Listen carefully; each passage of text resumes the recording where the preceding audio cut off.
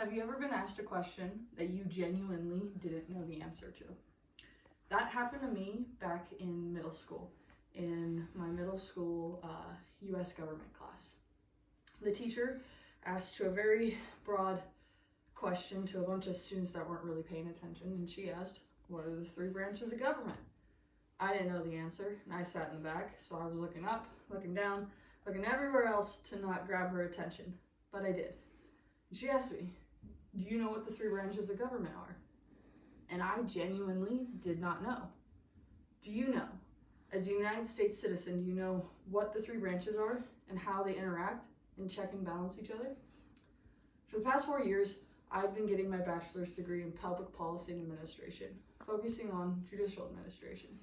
So I've been studying and really going through the three different branches of government and how they work together.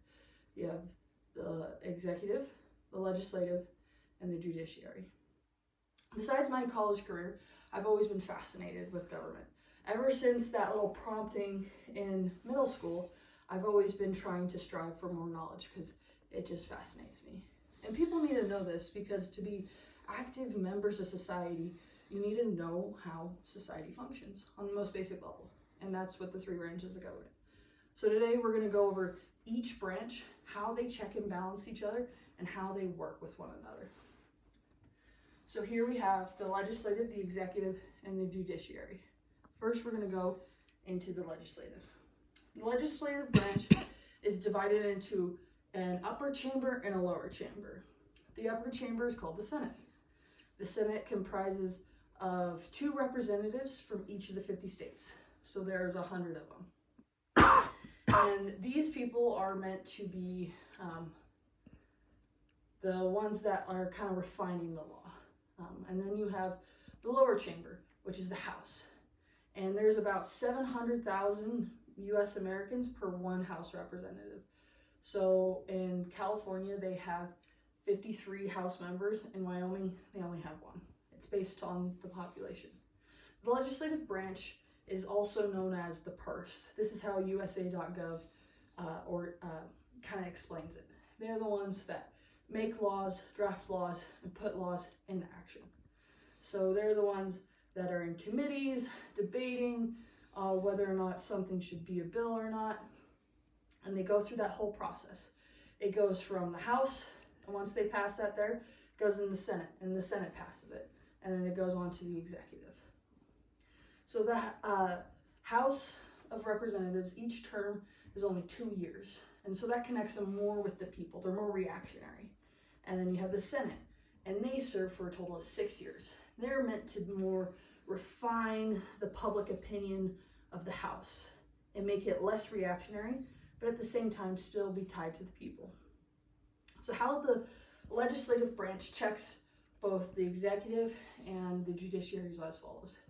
The legislative branch has the ability to impeach either the president, vice president, or even federal judges.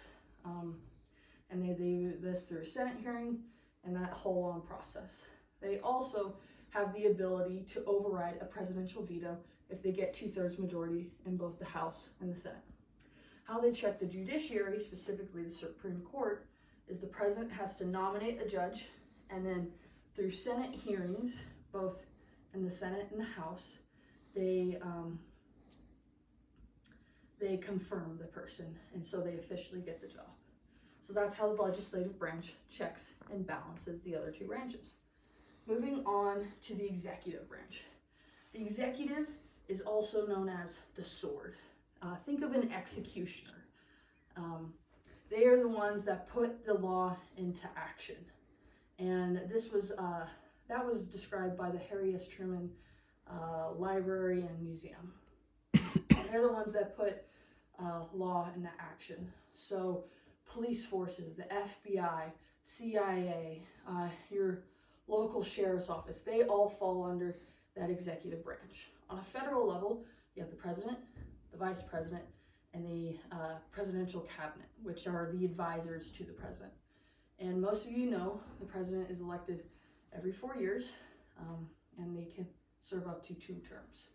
And the vice president kind of just serves along with them. So the presidential power to check both the legislative and the judiciary is as follows.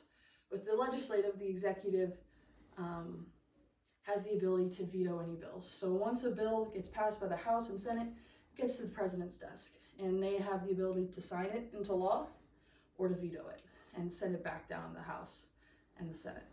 With the judiciary, we kind of touched on this before, the judiciary, once a Supreme Court justice retires or passes away, they select a person to be chosen, and then they get confirmed through the legislative branch.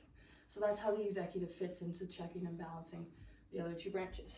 Finally is the judicial branch. And interesting enough, Academia Britannica states, and founder James Madison stated that the judicial branch was the weakest branch of government compared to the other two, because it relies on its decisions to be carried out by the legislative and the executive branches. The judicial branch is meant to judge the other two branches. And with judging this, the highest supreme law is the Constitution. And this is specifically judicial review. This is how the Supreme Court checks both branches, whether it be by presidential action, for example, mask mandates, where they struck that as unconstitutional using OSHA guidelines this past year, to bills that the legislative branch puts forth and deeming that unconstitutional.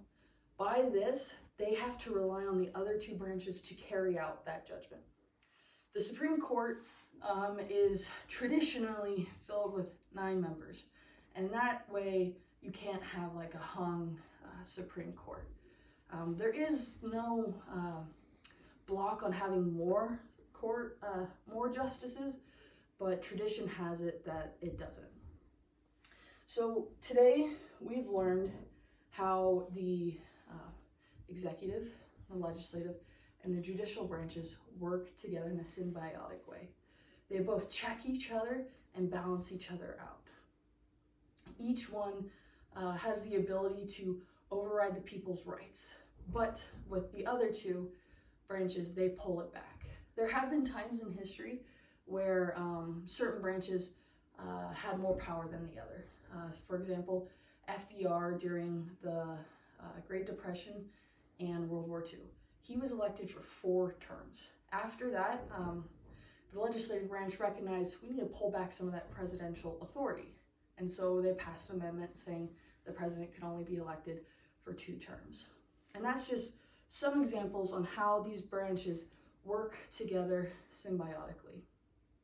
And so now, whenever you get asked that question of what are the 3 branches, you can now make an intelligent argument and executive decision in saying you do know what they are and how they check and balance each other.